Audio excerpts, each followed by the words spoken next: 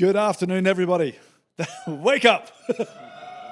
This is the last session for the day. It's going to be a very quick hit on a very complicated subject. So I guess we're going to be. I would be saying that we're going to do a sort of a shallow dive.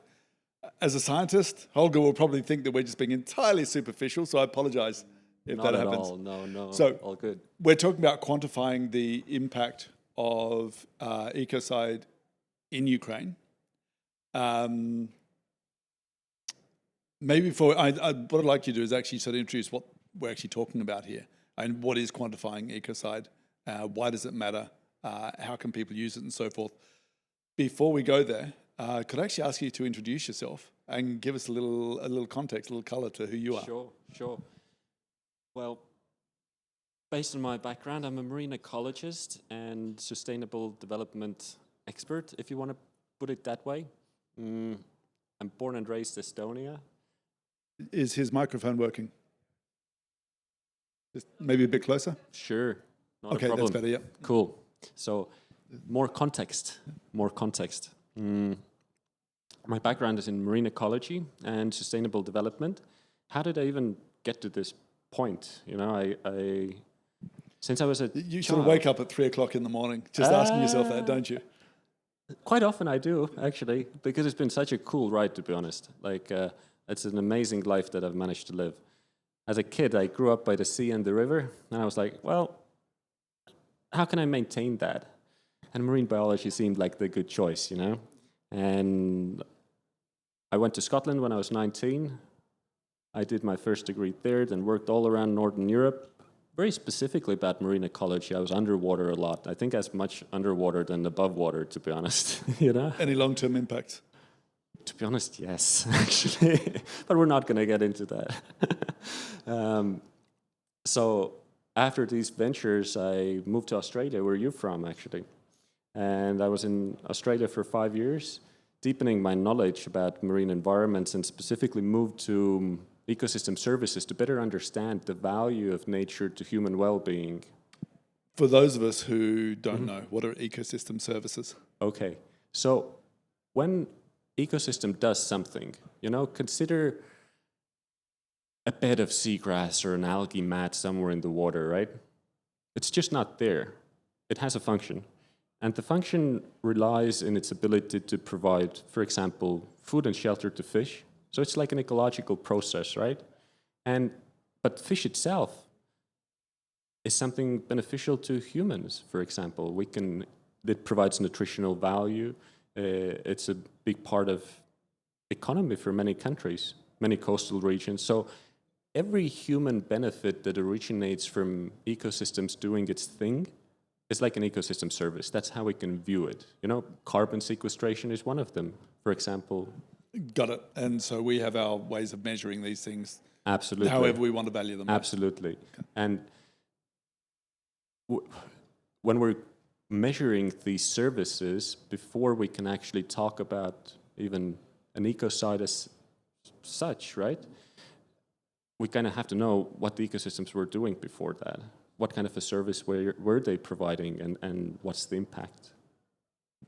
That's actually a really nice seg into actually talking about what you're doing over the coming, or what you have been doing, what you're doing over the coming days for quantifying ecocide. Before we jump into that specifically, before you can measure a system, before you can even understand what's going on inside it, you need to define it, right? So from your perspective, what is ecocide? Can you define ecocide? No is a legitimate answer as well. I mean, there's no comprehensive definition out there. However, how I see it is somewhat a synonym that has more of a deeper emotional impact compared to environmental catastrophe or simply environmental damage, something that is very large scale in terms of its extent and impact, that you can consider it something as an ecocide, as a term. Sure, got it. Maybe the challenge there is, maybe the reason that we're needing to define ecocide is to make it more quantifiable. rather than is it an environmental catastrophe, is it a crisis, is it damage, whatever. We now have a label that needs to be quantified Sure. if they're going to take it forward. Absolutely. And when it comes to quantification, for example, the way how we analyze whether an ecosystem is on the brink of a collapse, for example, red list species, for example, things that are threatened, they also have several categories of based on population numbers, based on densities, the habitats they live in, and collectively, when it comes together, quantified, then you can understand, is something endangered, something not endangered, brink of an extinction, for example? Got it. Okay. Just for to provide some sort of system description at least, what I've got here is a definition which is sort of paraphrased, I think, from Stop Ecocide. The Stop Ecocide Alliance is that it's the human destruction of natural environments, Sure. deliberately or through negligence, which is actually quite a broad, open term, I think. But is that good enough?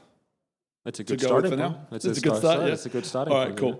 cool. So actually, one thing I wanted to ask you, because you're working a lot with scientists at the moment, and maybe we really need to get to that. When working with all of these scientists, and did we skip the part that you're a marine biologist? No. No? Okay, that wasn't that good. Is there a risk of actually getting bogged down on the definition before you actually go into quantifying it? No. Has not been a problem? No. Because it's not a very broadly used term. Why is that? I think because it's still a bit vague and distant to people. It's not something that's well penetrated in the collective consciousness of what it means, really. It's not often used. You don't hear it a lot, right? Maybe we need to bring more attention to it.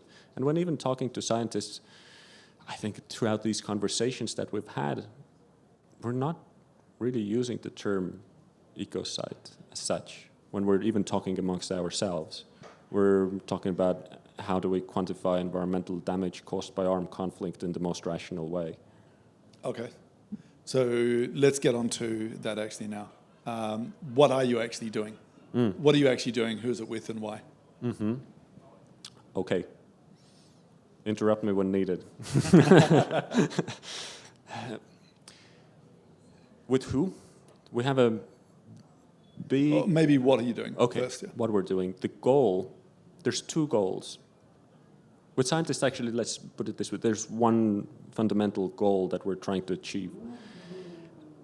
And that relates to understanding what sort of things we should measure in the environment in relation to water, air, soil, and radiation. What are these variables that we should look at? What's their rationality in relation to harm conflict?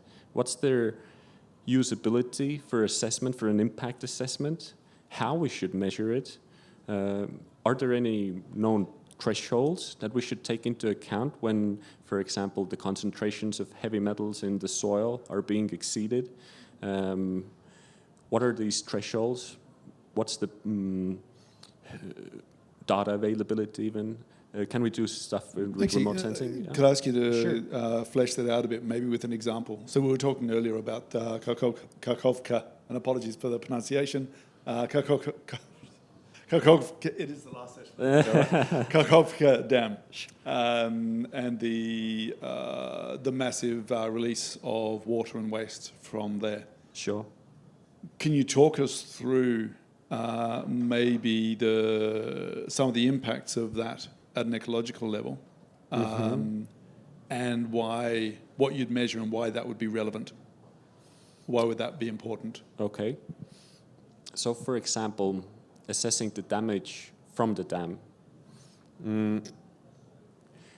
When you have such a large amount of water being held behind the dam, it's not only that the water spreads to the areas and floods them, it's also there's a lot of waste material that actually accumulates behind the dam, waste from agricultural runoff, very often, all sorts of nutrients, also heavy metals, because we use them as fertilizers in fertilization process. And when you remove such a dam, then areas are being flooded. You have flooding damage from erosion, but you also have the spread of pollutants in the environment that they weren't present before, and they probably settle in the soil or on river banks, areas where they weren't present before. And that can significantly modify the quality of life because, for example, heavy metal uptake through any organism, be it an animal, be it a fish, be it a mollusk, be it plants, it significantly disrupts the body functioning, the functioning of the cells, the cell communication within an organism. Okay, so if we're looking at the heavy metals there, then how would you... So you're developing a framework to actually quantify Ecocide with a number of variables, right? With a number of variables. How would the heavy metals fit into that? So, for example, you can look at the concentration in terms of milligrams per liter, for example, right? And looking at the thresholds that are, let's say, allowed, although, philosophically speaking, I don't think heavy metals should be allowed at all because they're not present in nature, but that's the reality where we live in at the moment. And this quantification process, what can it yield to is a first step towards a framework that allows assessment of environmental damage caused by armed conflict, not only in Ukraine, but elsewhere in the world too. And I tell it to everyone that consider this quantification attempt as a first building block of the foundation of a house, the very left-hand corner of the house, the foundation, because this is really a starting point, and a lot of work needs to be done in terms of how do we get to the point that we can actually take it to prosecution, not only in the case that we're discussing now, but more broadly. And we need a list of variables that are feasible to measure, that are somewhat cost-effective, that are easy to do at the same time, and yield a lot of information about the condition of the environment. So that's what the framework is. It's a list of different variables that might be applicable in different ecological systems. Yes. And then you can determine which ones are sort of above safe levels. So, for example, the symposium, the online get-together, hackathon, however we call that. So the symposium, maybe it's worthwhile talking through the process for developing the framework. I think you put a lot into that. Okay. So how's that going to look like? It's an interesting process, and inspiration from it originates from a lot of scientific output that is pretty straightforward. I'll just give an example. I'll talk through an example. Very often, it's done in a way, I'm just thinking of one recent example, that identified 100 most important questions for ecology to investigate on the 21st century. How's it done? You bring together a pool of scientists for a get-together in London. These scientists have expertise in ecology, and based on their expertise, they outline what areas require immediate research that can advance our livelihood to a better state. Then, when scientists put their output on the table, the applications are removed, and then collectively they're discussing and ranking the importance of these variables too, where the priority should go. Even if you have 100, well, you have to kind of tune down a little, at least outline where the priorities are out of the 100. Here we're applying a very similar logic over the next 2 days of having scientists together in an online format behind their computers. And here we're actually putting it like a novel spin to toxicology, because environmental toxicology and environmental impact assessments is nothing new. But considering it from the context of warfare is very novel. And even it can be assumed scientifically and intuitively for the scientist what we should measure. It just hasn't been quantified. There's not really a good documentation trail, and that's what we're working on too, right? what's been happened in the past when the scientists put their heads together and come up with these initial lists as will be ranked. Here we're taking another innovative aspect that has not been available for us in that sort of concept before, which is integration of AI to the context of environmental impact assessment, and how we're able to train AI based on systematic literature reviews about environmental toxicology and feed in variables from environmental toxicology, you know, from water, air, what is relevant. And then we trained AI to be an expert of environmental impact assessments and consider and give us an initial list what we should consider. And so it spat out, what, 100, 200, 300 variables? Exactly. How many did you get from the AI? Well, I started with 100 in each category. Then I tuned it. Which categories? Air, water, soil, and radiation. Okay, 100 for every. And then I tuned it down to 30 for each category. 30 for air, 30 for water, 30 for soil, 30 for radiation. And these are the 30 variables that we're going to work on under each category with the scientists over the next days.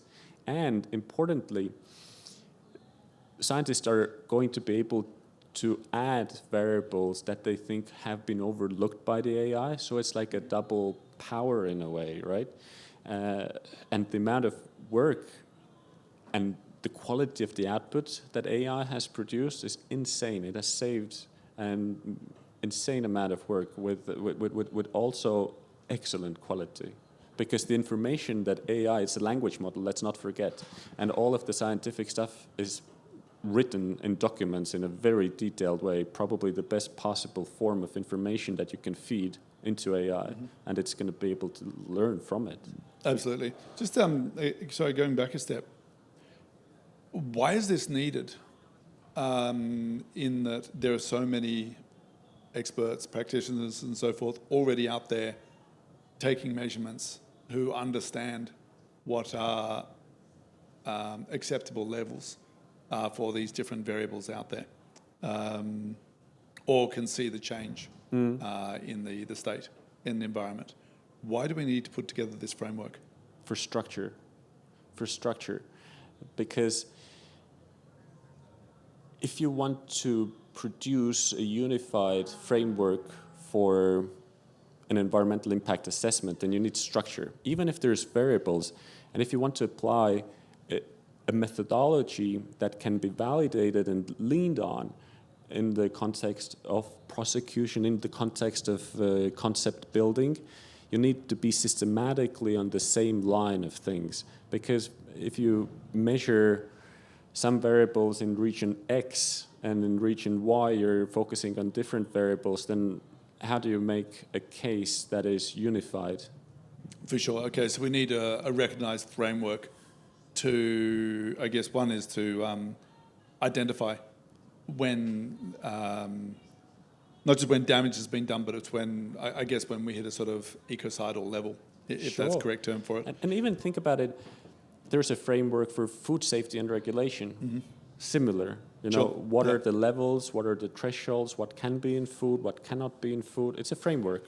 And that's the point, that it's a framework that then gets used for determining what can and can't go in and so forth, and when these things have crossed. And so in this case, it could be used for, firstly, raising the flag and say there's a problem here. Secondly, perhaps prioritizing solutions or prioritizing actions. Absolutely. And then, as you said, could even be used going forward if it gets recognized for future prosecutions, right? Absolutely. So over the next couple of days, you've already been working with AI and to some degree with some of the scientists. Yes. We'll come to the scientists in a moment. The next couple of days, you will work with them online? Online, to then actually develop the framework into a priority list of variables for... Exactly. You're going to stick with 30 for each, or what's going to happen there?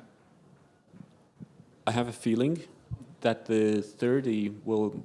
For the 30 variables that we have for each category, we're going to they will remain present, but the order of ranking will change. There probably will be additions from the experts based on their field of expertise, that something's been overlooked. But at the same time, I have a feeling that we're going to tune the list down to maybe 10 or 12 variables for each category. Because even if you consider an initial impact assessment in an area of conflict, then even if you look at 40 variables, yes, there are 10 for each team, even 40 is going to be quite a lot, you know? That's actually what I was thinking as well. well. It's a lot. Especially if you're also then trying to pull together a prosecution case. It's almost like it becomes a smorgasbord as opposed to a... And probably we're going to come up with some kind of similar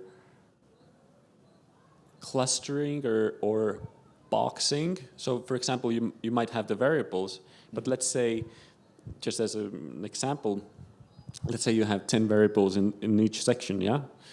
Let's say 5 for water have been detected, 2 for soil in the environmental context. Then is the environment like super damaged? Is it like medium damage? Where's the damage lie? Actually, who decides that? I guess we have to set the framework, you know, because it's similar for red list ecosystems and the species in them.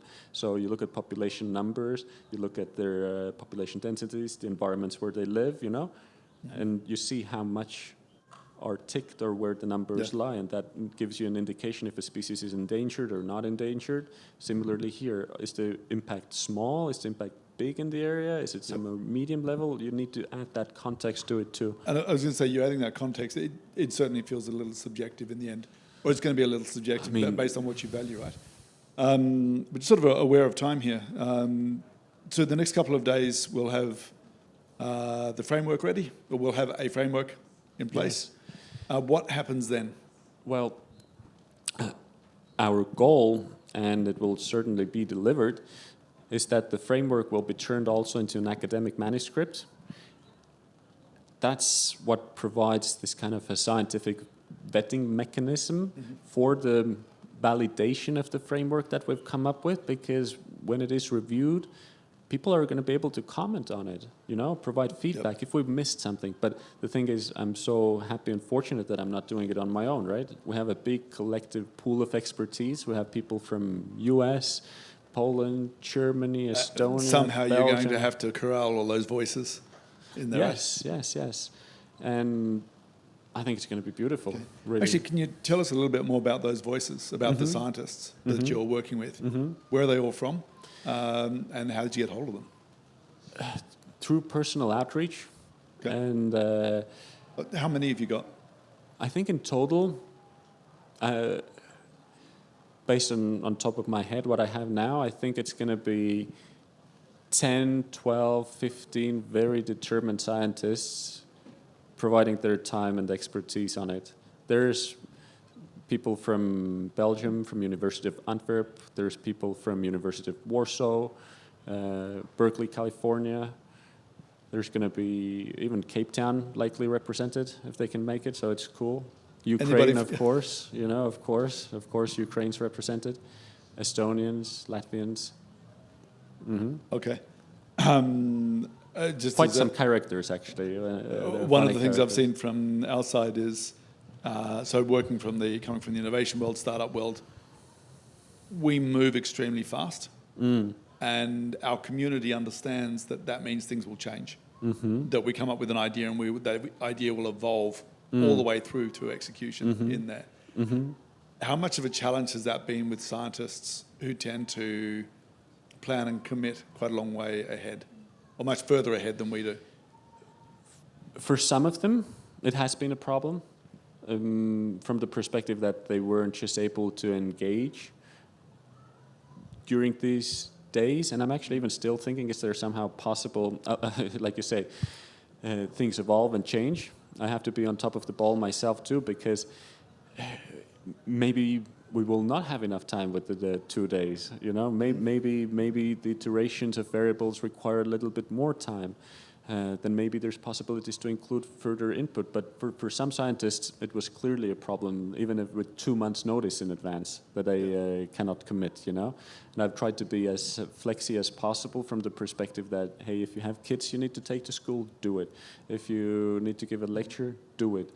And I'll be available online throughout the whole time. The main thing is that people provide their thoughts and expertise and are available to comment on the restructuring of variables or identifying the most important ones that we have, that we reach a consensus on 10 of the top, you know. That's the key part, and we will reach it. And when it comes to manuscript preparation process, then all of the people are invited to be on board, of course, and it will be a collective output and will aim as high as nature and science. Fantastic. So, in summary, you are co-creating with a global input from, global community of scientists, a quantitative framework for measuring Ecocide. Yes. Building out from, well, I guess the first applications will be use cases in Ukraine. Yeah. You've already got the base framework with support from our friend the AI. Yes. In there, that'll be adapted with, or actually improved with Absolutely. the scientists. Yes. It will then be published for scientific review or peer review. Absolutely. Out there. And hopefully, I guess the goal is to get it adopted by UN agencies and others out there to actually apply that as a standard framework for measuring at least it gives a starting point for a conversation. And that's why I keep saying it's a building block of a house in the very left-hand corner of the foundation. So then my final question is, how can people join in? What sort of support do you need from the community? Which community? The Vona community, or anybody who listens to this. Or do you need to qualify them and say, okay, they need to be a person with expertise in X space? Well, the biggest amount of support, just follow the Vona community. Stay tuned. What's happening? Tune into the news. Stay alert in terms of the output that is being produced, and really just talk about it. Spread the message. You know, if we want the term ecocide to be more broadly adapted, we have to talk about it. The scientists who are on board, they're like, "Wow, what a brilliant idea!" The scientists have been super excited by this. Super excited. Like they're like, "Yeah, how overlooked."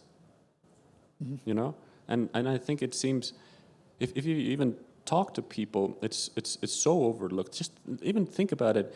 When you destroy a forest, you can destroy several hundreds of square kilometers, you know, done. Yeah. Destruction. Then how are we not considering it? How are we not simply taking it into account as a very damaging output?